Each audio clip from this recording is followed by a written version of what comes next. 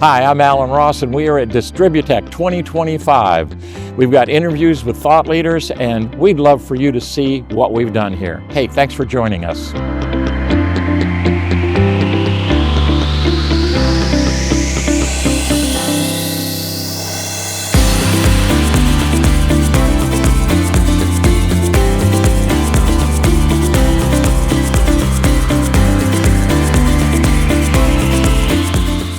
My next guest is Bala. He is with Qualitrol. And what are you doing with Qualitrol now?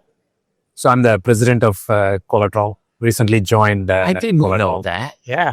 Oh, I thought you were some engineer schmuck doing stuff at the stuff here. But because I just said to you before we were on camera, I said, boy, Qualitrol is doing a lot of great stuff. And you kind of subtly said, yeah, it is. But that is, congratulations. That's well deserved.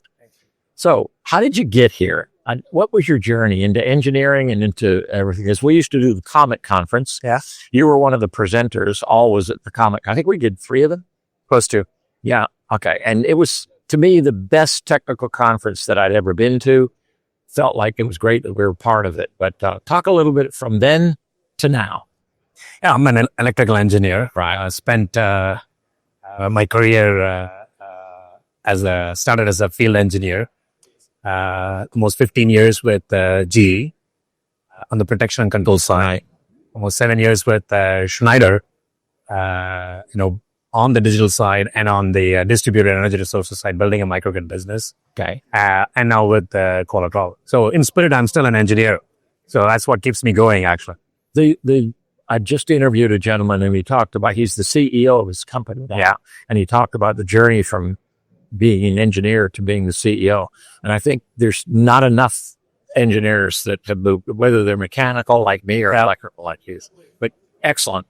All of those roles that you've done, you've seen this industry pretty intensely, right?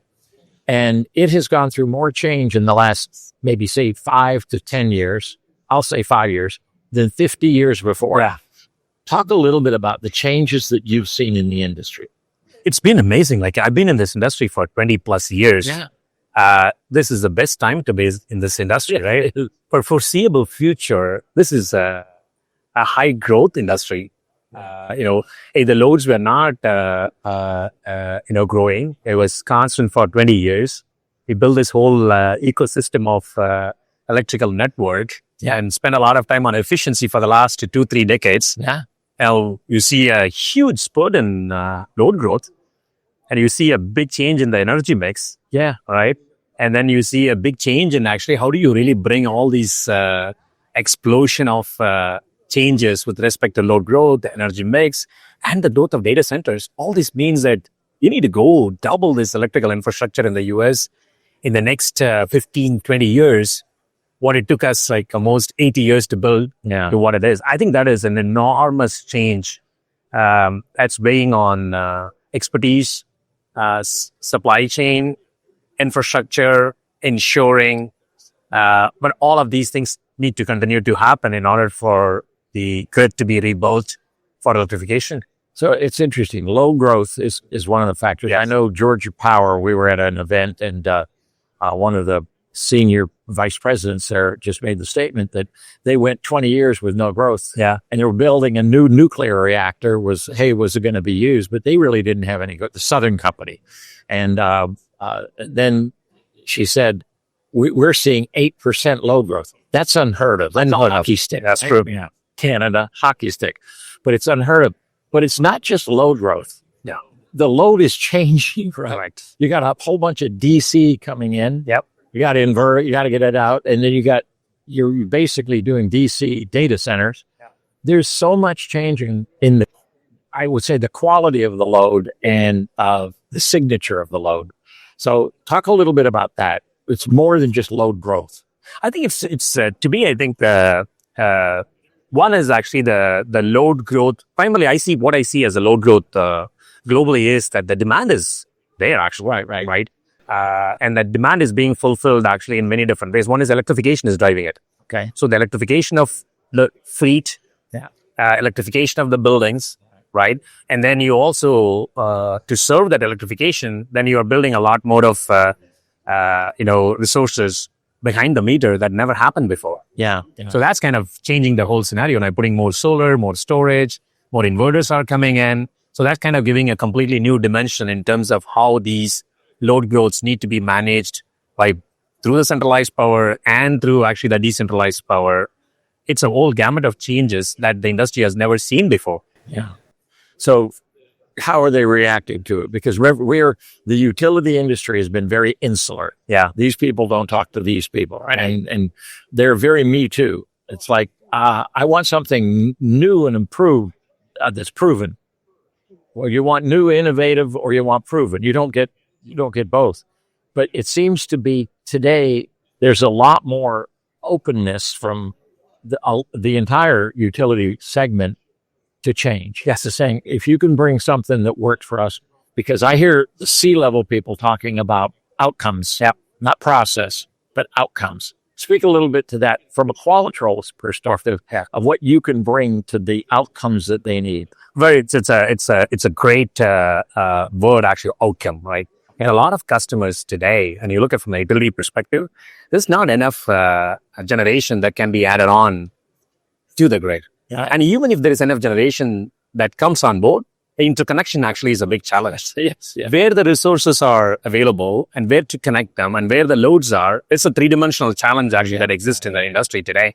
So a lot of pressure on existing assets. How do you really extend the life of the asset? That's where Qualitrol comes into play. Like, we are in the industry of monitoring and diagnosing electrical assets, transformers, bushings, reactors, capacitors, motors, generators. So we bring this electrical condition monitoring and help customers actually really extend the life of the asset so that they can keep, addressing these load changes. And that itself requires a big change from the industry perspective, because the customers have done actually very minimal condition monitoring on their assets. Now they need to go for a pretty comprehensive condition monitoring for them to go change. So that's a big change that I see on the utility side that Qualitrol is working with. So you see the collection of data. So you got to put devices in them. I think one of the folks at Qualitrol years ago sent me a slide. He had 23 things that could be monitored on a transformer. Yes. And I said, in the power industry, how many do you think they're using? They said, well, they might use a DGA and they might use a bushing monitor, and that's about it. But there's 23 things that you could actually monitor, which is a lot of data. So you got to put the monitors, you got to get the sensors in place. You got to collect that data, got to analyze that right, and you got to do decision making based on that data. Talk me through that whole process of how you get from here to there to give them the great outcomes. So the customers actually, what they care is really the outcome part. Yeah. Hey, is this transformer, can I load it more? If I load it more, what's going to happen actually to the life of the transformer? It's almost like an indicator. Is it red, green, and yellow? Like, can I really, load this transformer so that, it's not going to fail earlier? Or if this is going to be an early indication of the failure, can I take it for maintenance earlier on the transformer itself? So one is collection of data. Like, you need to collect many aspects of the data. One is like temperature. You're looking at flow. You're looking at the different types of failure modes that you can collect through the various gases. And then you look at partial discharge in a transformer. So all these things are data. Right. And all these data needs to be first connected for interpreting actually what the failure modes will look like. The first is collecting the data and then bringing the data into a centralized pool so that you can understand actually what's going on with the transformer itself. And then assessing what is the failure mode of the transformer itself. Is the failure mode actually related to a specific type of, failure that requires the oil needs to be changed? Right. Or the transformer actually need to be loaded less so that you can continue to maintain the life of the transformer, or you can continue to load the transformer. So I think that failure mode analysis requires analytics. So collecting the data and then analyzing the data and then giving actionable intelligence to the operator. There are many different actionable intelligence which needs to go to the planners, the actionable intelligence that needs to go to the operator, Right. and the actionable intelligence that needs to go to the maintenance person. Okay. All these are critical analytics that needs to be put in the hands of the various different people that earlier was just simply an oil sampling and visual indication. So it's a big change management for the operators, the planners, and the maintenance people to really understand and interpret and work with the assets. I know that one of your more advanced monitors is kind of a go-to monitor in the nuclear industry, right? Yes. Which is that's a pedigree, right? Right. Because the requirements are so strict there. But so let's that part I know Qualitrol does extremely well. I'm going to use the word, and you're going to smile, and you're going to give me the answer. How do you use AI to make that all work? You know, it's very interesting, actually. Like when you go tell the utility guys, we are going to make the grid smarter, they laugh at you most of the time, right? Because these guys have been collecting the data, operational, non-operational, for the last like 3-4 decades, and actions have been taken. The Qualitrol has been doing machine learning and pattern recognition for a very long time. I think Qualitrol is probably the single largest vendor in the world to own partial discharge data on transformers, on motors and generators. Oh, that's brilliant. That's powerful. That's very powerful, actually. Yeah. And we take this data and there is a partial discharge that happens in a motor or in a generator or in a transformer is millions of data sets that we own. We can now go in and really look at the pattern that exists with not only for that type of transformer, but what are the different applications for which it has been used in other parts of the world. So we can exactly pinpoint to the kind of action that they need to take based on the patterns that they would see, actually. Yeah. That's a very unique one. And we do that as one of the analytics for the last, I would say, like 20 plus years in the industry. Now the AI now kind of unleashes new avenues for us. One is, you're almost looking at, I use the word now, digital twin in the real context now, right? You have the physical aspect of the machine, and then you have actually the digital aspect of the machine. Now, we can model these and understand actually the dynamics of what the design itself looks like, based on which actually customers can take more actions. So that there is a lot of talk about digital twins. Define it a little bit more, because I don't think people fully understand the power of a digital twin. They understand how much it costs, right, but do they understand the power of a digital twin? So to me, it's very simple. There is a as designed system, and there is an as operated system. Ooh. There is always a difference between them in terms of both the physics and the digital part. Yeah. So the physics part actually models and gives you the as designed part. And the physics over a period of time changes, not from the law perspective, from the aging perspective on the performance, actually. Right. So the digital part allows you to really collect the data and model the physical behavior so that you will know the as designed to as operated and what the delta will look like, so that you can go back and take the corrective actions. Right. So to me, that's a digital twin. If you don't have the digital twin, all you have is actually the digital data that you collect, and then you keep taking the action on this one. Yeah. So the design part of understanding and validating it with the real data from the field, and it is over a period of time. Digital twin is not just a point in time. It changes over many years of operation. Now think about a motor, think about a generator, think about a transformer. That physical characteristic change over a period of time can be modeled better. Yeah. And the operators will have a much better understanding of, hey, what's happening with my asset? Yeah. Right? Hey, the rating on the asset is like, 100%. Yeah. I've been doing it, but looks like the aging has really derated the machine to 90%. Yeah. Do I have that understanding or not? That's exactly what the digital twin will give. That's where the PD part of the story, when I talked about that, we have the data that allows us to really model the PD behavior as designed versus as operated. No, that's brilliant. Because you've collected that data from not one company, you've collected it from a lot of companies. From thousands of different assets from various different countries, different modes of application. So that gives a very comprehensive library for us to go mine and give customers the right solution so that they can take actionable decisions. And this happens in an advisory mode for us. What we do is we collect the data periodically from customers and then send them periodic information on the red, green, and yellow. Right. So that advice actually is a very important advice for operators, right, and for the maintenance people. Right. It's excellent.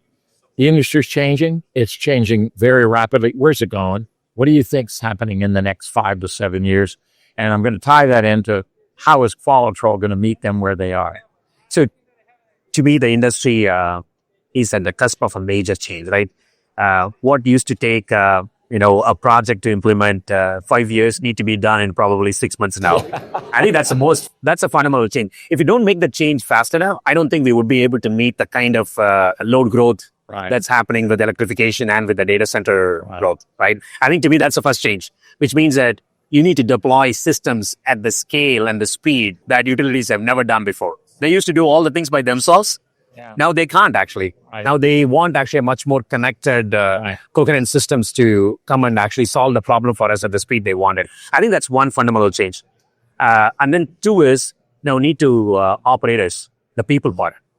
How do you now train them actually on data? How do you train them on analytics? How do you train them on actionable intelligence that never used to come to them before?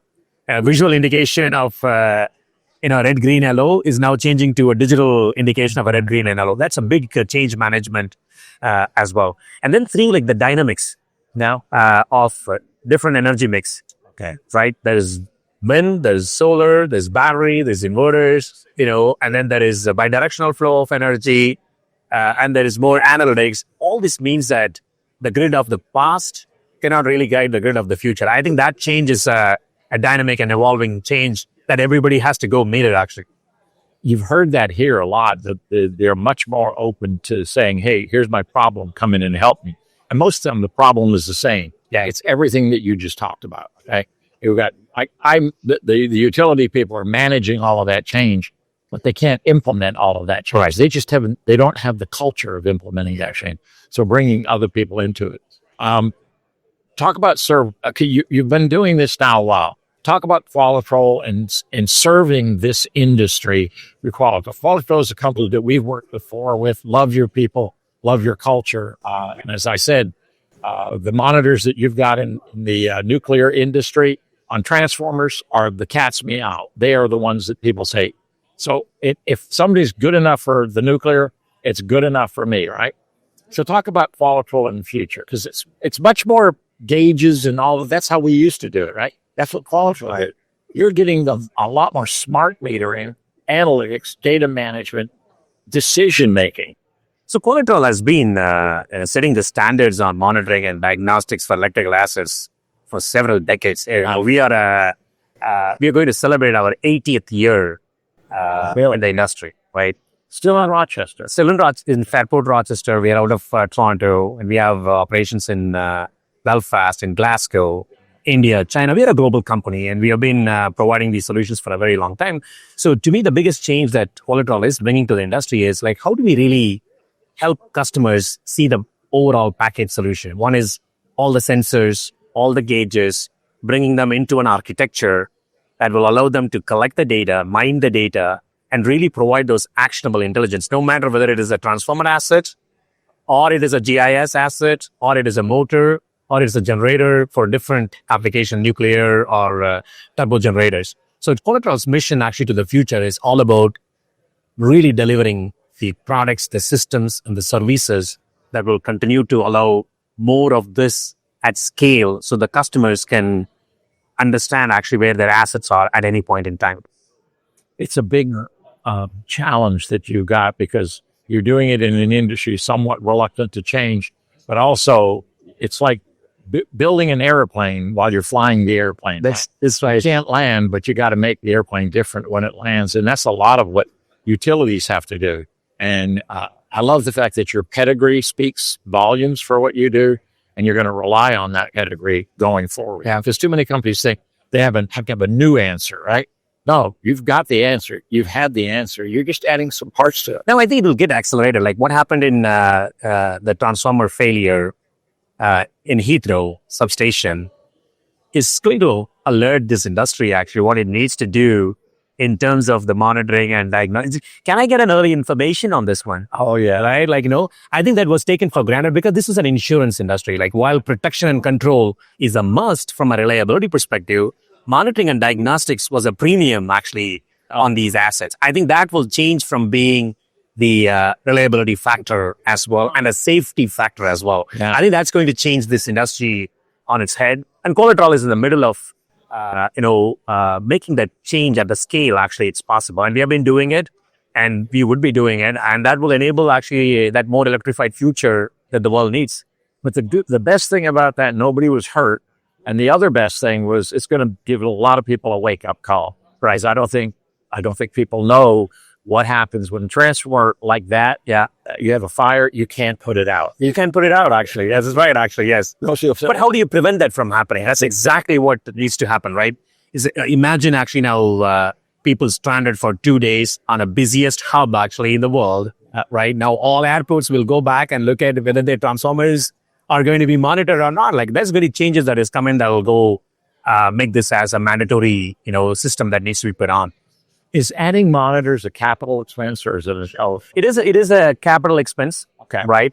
But the services that needs to come as part of it becomes a OPEX expense. Okay. I think that needs to change, right? Yeah. Now, when you put monitoring on an asset, you're able to better underwrite the asset itself. Yeah. So earlier it was never actually. Yeah. Now I think everybody will start to say like, hey, if I need to go underwrite this transformer, do you really have a full comprehensive monitoring or not? Are we really putting all these actionable intelligence and the AI and the analytics actually to go with it? If you do that, I'm going to underwrite this transformer actually much better than what it used to be. The insurance company is going to be your yeah, the insurance is going to be our best friend actually. And they should be the best friend for the whole industry because that will going to help make the big change that's required in this industry. Excellent. Bala, thank you so much. Thank you so much, Alex.